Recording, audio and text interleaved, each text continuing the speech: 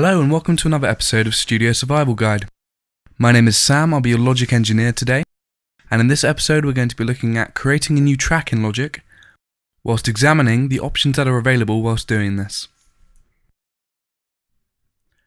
Okay, so first things first, if you want to start up Logic. Okay, we're just going to open a new project here. Okay, as you can see, as Logic boots up, it immediately presents you with the option to create a new track. However, if you already have Logic open and you wish to create a new track, you just press the plus button above the list of channels on the left-hand side of your screen. If you want to duplicate a track you've already got with all of its plugins and settings intact, you press the button next to this, the plus symbol in a box. Now here's where the differences in the tracks become important. Okay, the first one you've got is the audio track. That's the most basic default track and is used with audio, either recorded directly into the channel or imported from another location.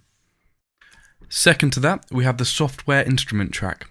Now this track works off MIDI and is used in conjunction with Logic's inbuilt MIDI instruments, allowing you to play instruments virtually through Logic. Next up, we have a track called Drummer.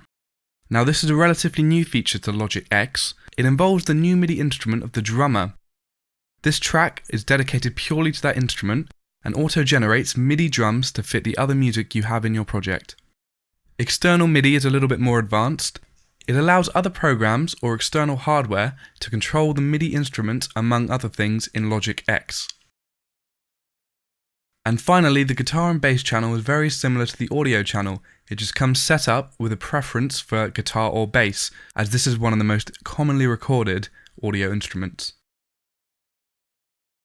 Okay, I'll just give you a quick overview of some of the options available as you create a new audio channel. Okay, first of all, you've got the outputs. Now these are related to your external hardware you're using to record off.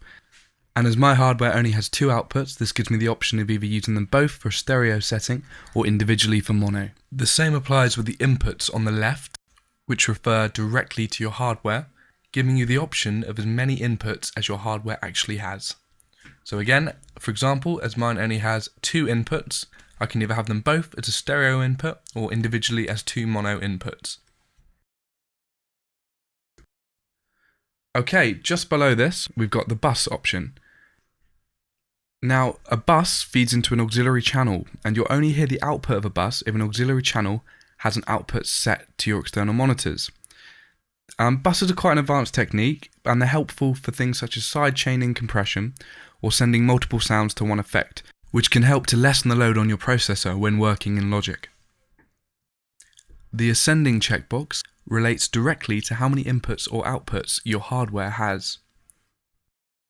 This works for both inputs and outputs, but for example, if I were to create 10 channels and my hardware had 10 outputs, channel 1 would be using output 1 and channel 10 would be using output 10, with the channels in between using the other outputs in ascending order. If I were to create 10 channels but only had 2 outputs and I had selected the ascending checkbox, then the first 5 of these channels would use output 1 and the second 5 of these channels would use output 2. The input monitoring and the record enable checkboxes do similar things.